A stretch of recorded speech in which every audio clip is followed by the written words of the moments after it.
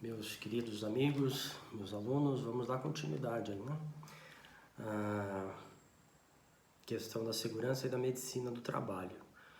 Nós fizemos uma pequena revisão da parte de duração do trabalho, da questão da jornada do trabalho, dos descansos, seja descanso semanal remunerado, sejam aqueles intervalos intra e interjornada. Enfim, fizemos um apanhado geral e agora nós vamos aí para a parte de segurança e medicina do trabalho. Antes de mais nada, um bom dia, para mim um bom dia, sábado pela manhã, estou aqui gravando para vocês. Não fiz gravação ontem por ser católico e o dia sexta-feira santa ser um dia muito especial para mim em particular. Acredito que para muitos de vocês, se não todos vocês. Mas fica aqui já desde já meu bom dia, meu abraço, espero que todos estejam bem, assim como seus familiares aí nessa véspera de Páscoa, né? Vamos comemorar em casa sem muito contato, sem muita aglomeração. Isso tudo é muito importante para que possamos passar essa fase aí tenebrosa e podemos dar continuidade à nossa vida de uma forma mais tranquila, de uma forma mais normal. Mas vamos lá. A questão da segurança e medicina do trabalho, e nós vamos falar depois na sequência, e principalmente da questão do acidente de trabalho, porque foi tema de uma apresentação de vocês em sala de aula. Então, estão mais do que sabendo da matéria, podendo dar aula sobre isso, com certeza. Mas o porquê da segurança e da medicina do trabalho? Então, essa ideia, né, ela teve início, ela teve o seu princípio de discussão lá com a Revolução Industrial. Eu acho que vocês estão lembrados quando nós conversamos, e é uma matéria que vocês também já tiveram em trabalho 1.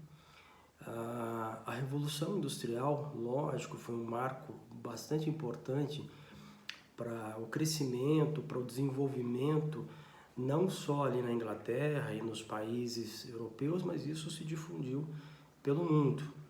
Mas, junto com isso, acabaram havendo várias situações onde o trabalhador foi deixando de lado. Ele foi visto tão somente como uma peça para que houvesse o ganho para o empregador. E naquela época, ao menos no princípio, não se existiam normas específicas que regulassem essa situação entre empregador e trabalhador.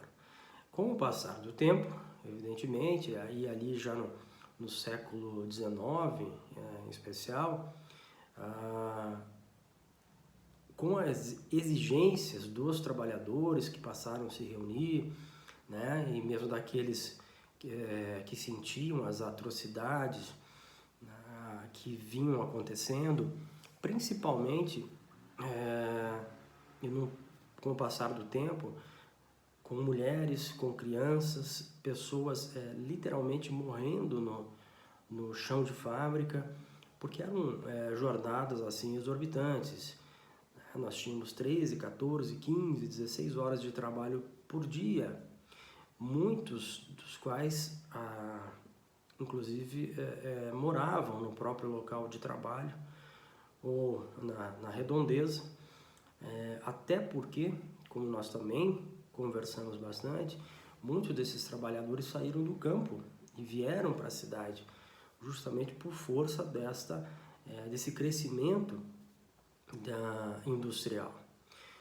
Pois bem, essas reivindicações dos trabalhadores, pouco a pouco foram tomando forma, foram se desenvolvendo em forma de um pedido conjunto, né? Então, até a ideia, né, de um sindicato nós temos aí, não propriamente dito, mas pelo menos a ideia. O Brasil começou a sua fase de industrialização posteriormente. Isso já ali no século XX, na década de 30. Lembre-se que nós, na década de 30, é muito importante porque nós temos a primeira fase do Getúlio Vargas, depois na década de 40, com o retorno à segunda fase com Getúlio Vargas. Aqui não vamos entrar no aspecto daquilo que foi positivo ou negativo dessas duas passagens de Getúlio, porque não é o nosso foco, né? Mas não se pode falar do direito do trabalho no Brasil sem que falemos de Getúlio, né? É imprescindível, seja de forma positiva, seja de forma negativa, mas Getúlio Vargas, realmente a fase do Getúlio foi um marco, né, para todo o direito do trabalho. Pois bem, nós, por força dessas reivindicações, hoje nós temos consolidado, junto à CLT, junto a legislações esparsas, a questão da segurança e da medicina do trabalho. No país, nós temos, a partir do artigo 154 da CLT, algumas determinações, algumas situações que demandam a obrigatoriedade de termos CIPA, de nós fazermos o comunicado de acidente de trabalho quando nós remetemos essa situação, principalmente a Lei 8.213, que nós já vamos falar dela, principalmente porque falamos do acidente de trabalho, mas nós temos aí 37 normas regulamentadoras. Havia comentado a vocês que nós não iríamos nos ater muito às 37 normas regulamentadoras, porque o governo Bolsonaro estuda, e isso já não veio à tona porque certamente veio a questão da pandemia, e isso fez com que muitos dos projetos acabassem ficando estagnados até que tudo isso se resolva. Mas a ideia do governo é reduzir essas 37 normas regulamentadoras em 90% mais ou menos. Então, de essas 37, aí 10% só ficariam vigentes. Nós não sabemos exatamente como isso vai acontecer, é uma comissão que trabalha internamente nesse sentido, mas vejo como muito preocupante essa situação, porque vai afetar milhões de trabalhadores. Esse governo não tem se preocupado muito com o trabalhador. Aqui eu não faço um parênteses rápido, né, para falar essa situação do trabalhador, porque ela está diretamente ligada, né, ao nosso estudo. Eu sei que a grande maioria do país votou em Bolsonaro, e nós não vamos entrar aqui num aspecto político dessa situação, né? Simplesmente eu estou tocando num assunto que diz respeito tão somente ao trabalhador. Nós temos aí as medidas provisórias, né, que estão em vigor, 927, 928, 936, entre outras, que tratam dessa relação de trabalho. Claro que essas medidas provisórias estão aí por conta da situação de calamidade, sejam elas certas ou não, mas precisávamos ter realmente uma reação do governo para que o país possa continuar mesmo diante dessa situação fática aí que nós estamos vivendo.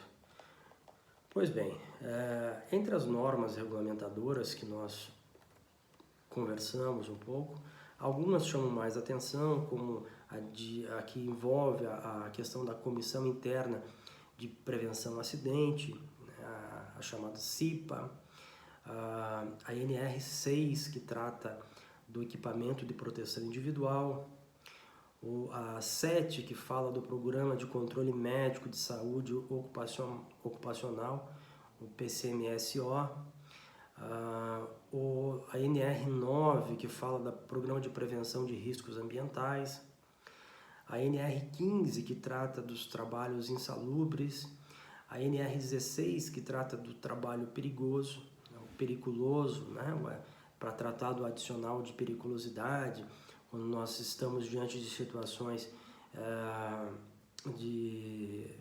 produtos inflamáveis, entre outros. Enfim, são essas algumas normas regulamentadoras que é interessante a gente estar revendo nesse momento, porque, como eu falei, elas estarão sendo revistas em breve por conta de uma decisão do governo federal. Para que servem essas normas regulamentadoras? É justamente para dar uma diretriz daquilo que pode e o que não pode ser feito para o bem-estar do trabalhador. Então, por que ele tem que ter um equipamento de proteção individual? Há um estudo em cima disso. Por que ele tem que ter um protetor auricular? Por que ele tem que ter uma proteção nos olhos? Por que ele tem que ter... Eu, há pouco tempo, atendi um cliente que ele está quase cego, fazendo tratamento, porque ao desenvolver a atividade dele na construção civil, acabou respingando uma fagulha no olho, e ele está fazendo um tratamento bastante sério, correndo risco aí de perder a visão. Então, essas normas regulamentadoras, elas não estão aí por bonito, né? Isso é fruto de uma criação de anos e anos de estudo. A segurança e a medicina do trabalho, ela é imprescindível para que se tenha uma relação laboral digna. O país, ele na década de 70 já ocupou o posto de primeiro em acidentes do trabalho. Hoje nós estamos aí pelo menos entre os 3 maiores causadores de acidente de trabalho. Para que tenha uma ideia, a cada 48 segundos nós temos a ocorrência de um acidente de trabalho no Brasil. O número é muito grande, o número de mortes supera 4.000 por ano em acidentes de trabalho. É algo bastante significativo e muito complexo, que não se pode simplesmente chegar e dizer que essas normas regulamentadoras elas podem ser reduzidas. Enfim, vamos aguardar aí o andar da situação, né, relativo a essas normas regulamentadoras, mas eu vejo como bastante preocupante essa redução, né? Mas vamos ver na sequência como tudo vai se desenrolar. Em termos de Constituição Federal, gente, o que nós temos lá que é importante? Artigo 7º, inciso 22.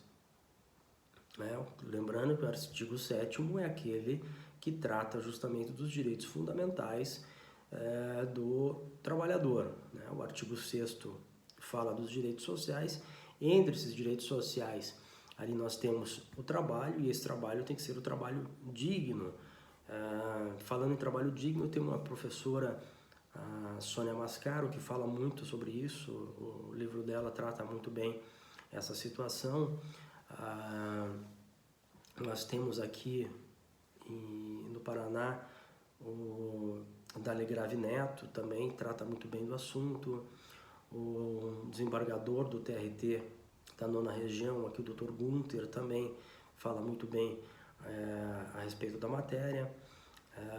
Em termos nacionais, nós temos o Sebastião Oliveira, que é hoje a maior referência para falar de acidente de trabalho. Enfim, temos essas pessoas aí que realmente vale a pena quem quiser se aprofundar um pouquinho mais na questão de acidente de trabalho. Mas também o artigo 7º, 28 da Constituição, fala do seguro contra acidentes do trabalho a cargo do empregador, sem excluir a indenização a que está obrigado quando incorrer em dolo ou culpa. Então entendam aqui que mesmo que haja o seguro e que esse seguro venha dar uma garantia a esse trabalhador em caso de acidente de trabalho, ele vai receber uma indenização. Isso não obsta que a empresa seja condenada a também pagar uma indenização, certo? Então é isso que a Constituição dita para todos nós. A Lei 8.213 de 91, ela é importantíssima quando falamos de acidente de trabalho, porque lá nós vamos ter a definição do que vem a ser o acidente de trabalho. Nós vamos ver lá no artigo 118 que nós temos a questão da estabilidade para aquele que sofre acidente de trabalho, mas nós já voltamos a tratar desse assunto. Vamos só dar uma passada em alguns artigos da CLT que são importantes. Um deles, como eu disse, a partir ali do 157, nós vamos tratar da questão de segurança e medicina do trabalho, mas já ali na questão, no artigo 163, nós vamos ter lá que será obrigatória a constituição de comissão interna de prevenção de acidente, a chamada CIPA. O que eu quero que vocês entendam aqui é que existem representantes dos empregados, que serão eleitos pelos próprios empregados, evidentemente, e existe também o representante da empresa. E por que eu friso isso? Porque o representante da empresa vai presidir essa comissão interna de prevenção de acidente. O vice-presidente, aí sim, acaba sendo o representante dos empregados, mas todos aqueles que compõem a comissão interna de prevenção de acidente, eles têm estabilidade. Então lembre bem dessa situação, da questão da estabilidade dos chamados cipeiros. Então, e qual é a estabilidade deles? Eles vão cumprir o mandato, que é de 1 ano, a não ser que a convenção coletiva de trabalho dite uma data de um período diferenciado. Então, cumpriu esse 1 ano, ele vai ter 1 ano de estabilidade no qual ele não pode ser demitido, a não ser que seja por uma falta grave.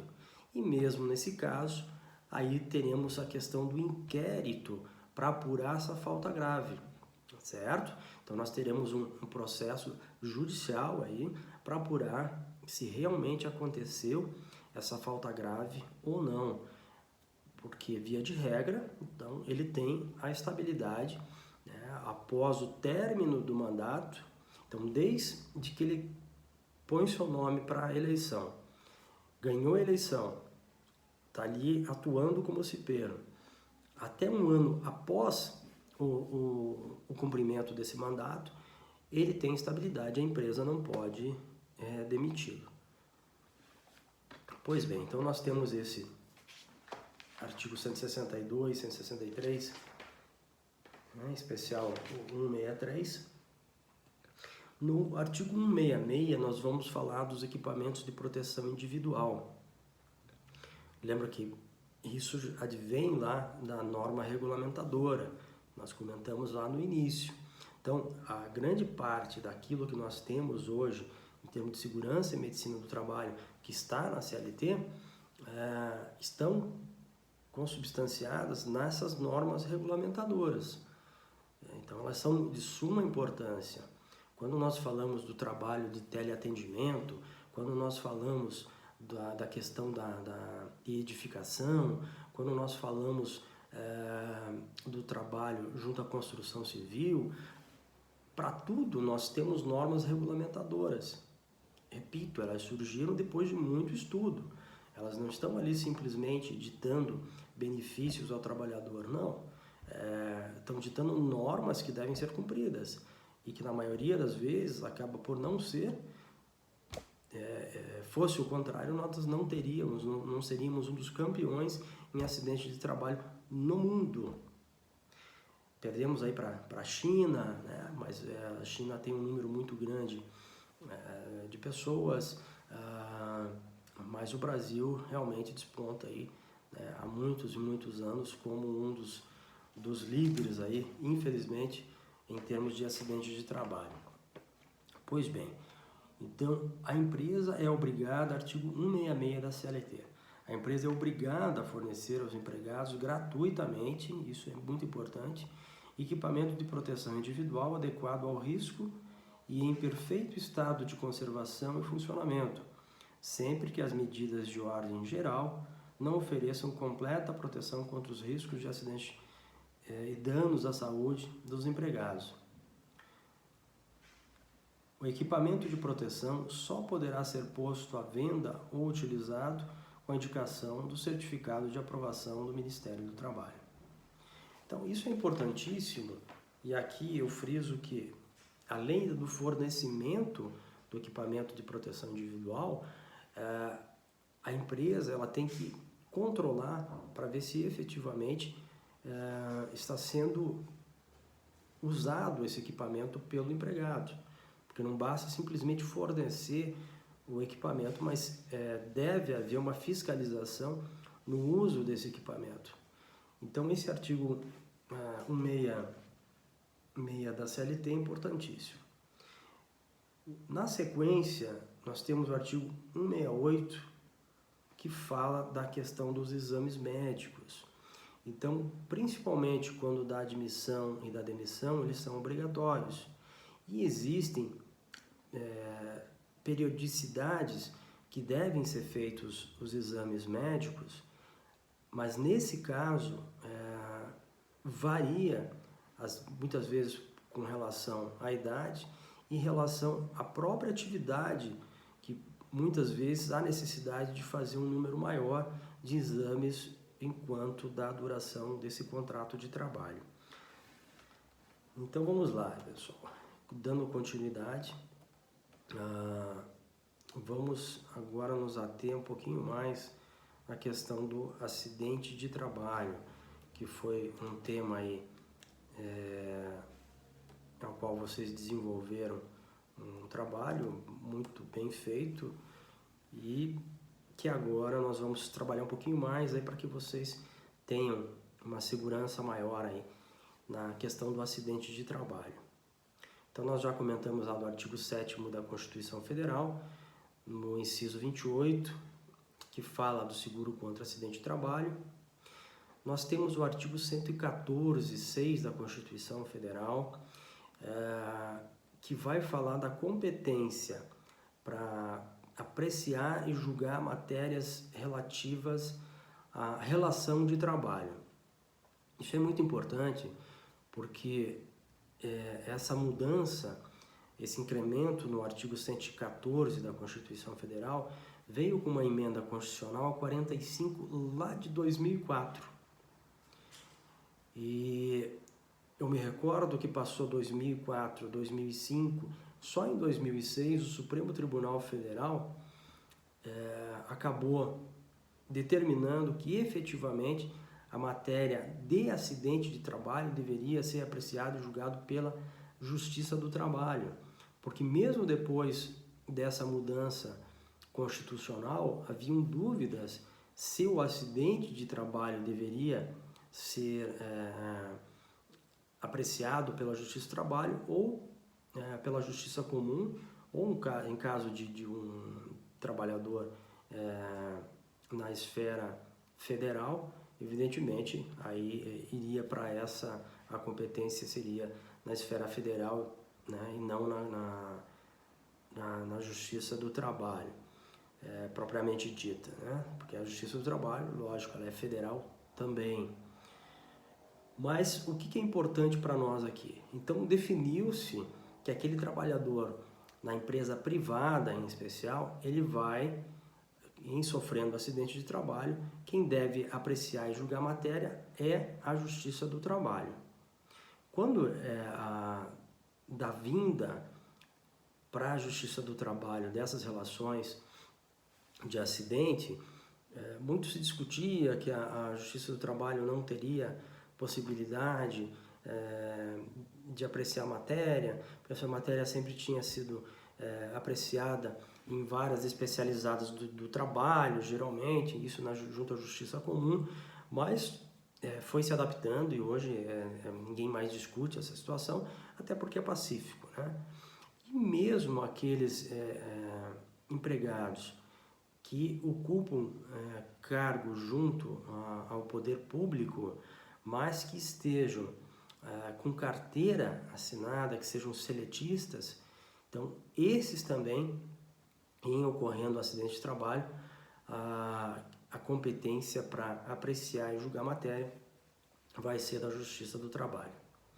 Certo? Lei 8.213 de 91. o conceito de acidente de trabalho já vem lá esculpido no artigo 19. Então tem a definição.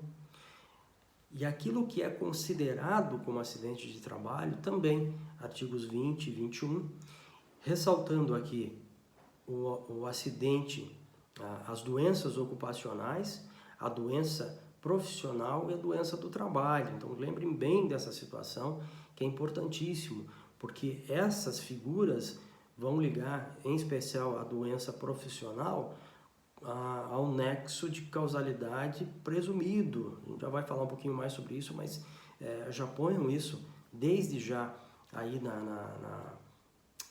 no cerne dessa conversa nossa, porque essa responsabilidade ela vai ser objetiva por força do artigo 927, parágrafo único do Código Civil. Ou seja, quando da ocorrência de doença profissional, basta ao empregado apresentar documentação médica dizendo que está com problema oriundo por ter manuseado carvão, por poeira em excesso, por ter manuseado a silica, por ter manuseado chumbo. Então, são situações que acabam, muitas vezes e invariavelmente, causando doenças. Essas doenças são as chamadas doenças profissionais. E nesse caso, como eu falei, basta a apresentação da documentação médica dizendo que está acometido de doença, de um saturnismo, de uma pneumonia aguda pela poeira, o outro pelo chumbo, que passa a ser totalmente da empresa o ônus da prova. Então aqui o empregado não precisa mais fazer prova, a não ser, evidentemente, apresentar uma documentação médica para justamente esclarecer da doença, ok? Para que nós tenhamos o acidente de trabalho, é lógico que nós temos que ter um dano. Nós não podemos falar de um acidente de trabalho, a pessoa, principalmente quando nós falamos em instabilidade, simplesmente porque a pessoa, de repente, furou um dedo, machucou um dedo, que precisou de um primeiro atendimento. Não é isso que caracteriza principalmente a questão da estabilidade. Então, nós temos essa situação do acidente conforme a Lei 8.213 e principalmente quando nós falamos em instabilidade, lá no artigo 118 da Lei 8.213, ele é claro em afirmar que aquele que se acidenta no ambiente de trabalho e que passe a receber o auxílio doença acidentário a partir de 15 dias, porque nós sabemos que até então a empresa acaba pagando, o empregado chega, apresenta um atestado médico, ficou lá 13 dias, por exemplo, afastado, não é isso que vai dar estabilidade para ele. Mas acima desses 15 dias, aí sim começa a contar essa estabilidade do empregado. Então, a partir do momento que cessa a percepção do auxílio doença acidentário, aí começa a estabilidade do empregado. Então, com a cessação do benefício, aí sim ele tem pelo menos um ano de estabilidade na empresa, ou seja, a empresa não pode demiti-lo. E se o fizer? Se o fizer, ele vai ter que pagar a indenização respectiva, que são 12 anos de salário, mais FGTS, 13º, férias aí desse período, além do que pode acontecer de o juiz entender por uma discriminação e ainda dar aí uma reparação por danos morais. Claro que eu estou entrando aí um pouco na esfera já doutrinária, porque não há nada que impeça, em princípio, que o empregador demita esse empregado após esse período de um ano. Mas nesse aspecto doutrinário aí nós vamos ter decisões que vão dizer que essa demissão pode sim gerar esse dano moral. Então deve haver o dano. E aqui eu quero deixar bem claro também, além do dano, a questão do nexo de causalidade. Esse dano sofrido, para que venha caracterizar um acidente de trabalho, tem que ter correlação, evidentemente, com o trabalho realizado. Senão, não há que se falar em acidente de trabalho. Comentei com vocês em sala de aula que aquele trabalhador que no final de semana foi lá jogar um futebol, quebrou o pé, isso não tem relação alguma com o trabalho. Ele pode ficar afastado das atividades laborais? Sim, ele pode. Se tiver um atestado médico, que sejam de 5, de 10, de 20 dias, ele vai ficar afastado. Lembrando sempre que a empresa pagará nesses primeiros 15 dias, mesmo num eventual problema de saúde que não tenha relação alguma com as atividades laborais. No caso como esse, que acabou fraturando um pé e que venha a ser dado aí, por exemplo, 20 ou 25 dias, os primeiros 15 dias são pagos pela empresa. O restante o INSS vai pagar através do auxílio doença. Mas prestem bastante atenção, que é o auxílio doença, não é o auxílio doença acidentário. O auxílio doença acidentário, ele é especificamente para aquelas situações ocorridas de acidente de trabalho, onde a empresa deveria emitir o comunicado de acidente de trabalho. Eu digo deveria porque muitas vezes as empresas se omitem justamente para fugir da questão da configuração de acidente de trabalho. Pois bem, então nós temos aí a questão do nexo de causalidade. E esse nexo de causalidade, muitas vezes, principalmente quando nós falamos em doenças ocupacionais, e aí lembre-se, né, da doença do trabalho e a doença profissional, são situações onde não se vai perceber de imediato aquela doença no trabalhador. Ele começa a ter algum tipo de inflamação, seja no ombro, seja nos braços, ele começa a ter uma pequena perda de audição, isso vai com o passar do tempo. A empresa, muitas vezes, isso eu digo para vocês por força de centenas, dezenas de audiências que já fiz, via de regra vai dizer que não há nexo de causalidade, que a pessoa tem problema de audição, que isso é congênito, que isso não, porque a empresa sempre tomou as precauções devidas para que não houvesse nenhum tipo de acidente.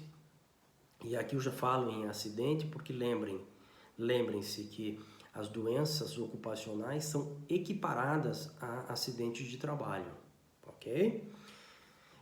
Aí esse empregado, após a demissão, ele acaba entrando com uma reclamatória trabalhista. Pode entrar com ação enquanto está trabalhando? Pode. Não há nada que obste a essa situação. O grande problema é que vai criar uma situação bastante delicada no ambiente de trabalho, porque entrando com ação é lógico que o assédio vai existir invariavelmente para cima desse empregado. Ele pode depois reivindicar uma indenização por assédio moral? Sim, mas é uma prova difícil de se fazer. Mas, pois bem, vamos retomar aqui a nossa linha com a questão do nexo de causalidade. Entrou com a reclamatória trabalhista. Na reclamação trabalhista, o juiz vai nomear um perito do juízo que vai fazer a perícia médica. E aí ele vai dizer se há nexo de causalidade com as atividades desempenhadas ou não. Então, em não havendo esse nexo de causalidade, o perito pode chegar e dizer, não, esse é um problema congênito que foi se desenvolvendo, ou ainda ele pode dizer que houve sim uma piora no quadro clínico desse trabalhador por conta das atividades, mas que isso também é por força de um problema já pré-existente e que foi agravado